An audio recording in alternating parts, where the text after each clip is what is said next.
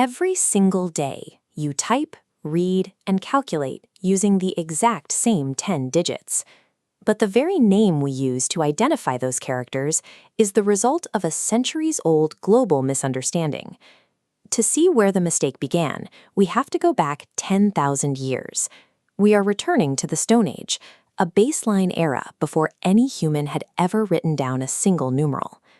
Imagine you are an early human managing a herd of cows. You have a direct survival problem to solve. You need to know if every animal returned from grazing, or if one was lost to a predator. Without written numbers or counting words, early societies relied on physical placeholders. For every cow leaving the pen, you might pick up one stick or a pebble. At the end of the day, you match your pile of sticks to the returning herd. If a stick is left over, an animal is missing.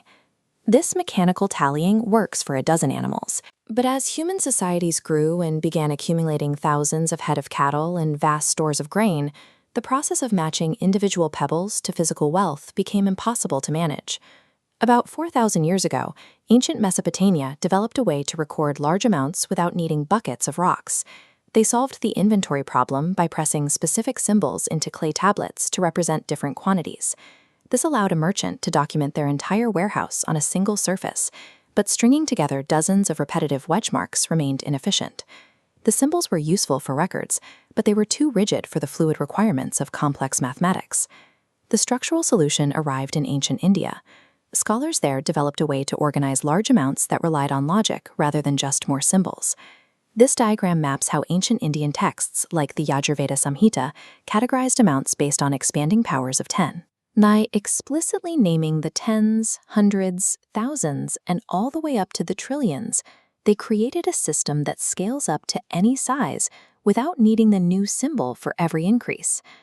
When this oral logic transitioned into a written script, it required dedicated symbols to represent those single digits. We can see early versions of these symbols carved into stone pillars using the ancient Brahmi script. This base 10 structure provided the foundation for modern mathematics, but there was still one piece of abstract logic missing before the system could function at its highest level.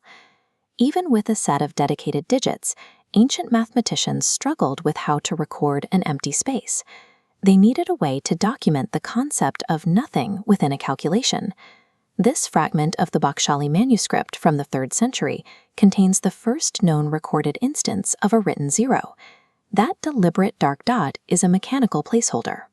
It pins other digits into their correct positional values, allowing the base 10 system to remain accurate. By 499 CE, the mathematician Aryabhata fully systematized calculations using these 10 symbols, creating a framework that could handle the large-scale computations used in ancient astronomy.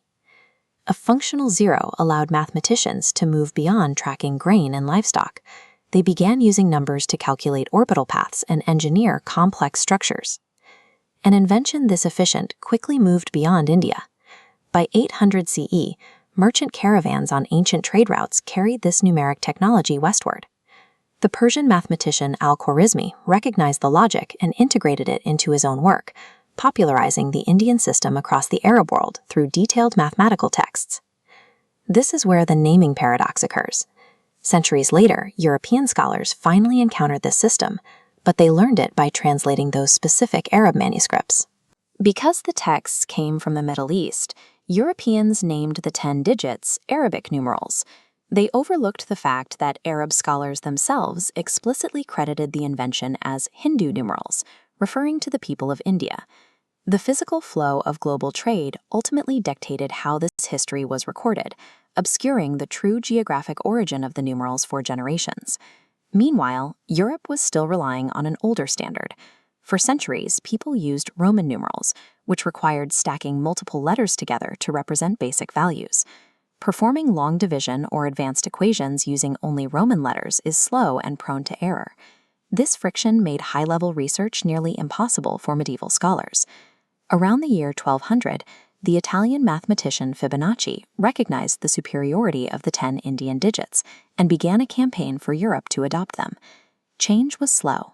It took the mathematical demands of the European Renaissance in the 17th century to finally push the continent to abandon Roman numerals, a shift necessary to avoid scientific stagnation. This flowchart maps the structural evolution of the digits. You can trace how those original ancient Indian markings adapted over centuries until they settled into the modern forms we use today.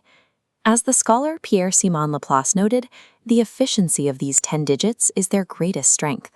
By assigning a place value to a small set of symbols, humanity created a tool that functions across every language and culture. If you found this history interesting, subscribe and hit the like button for more dives into how our world was built.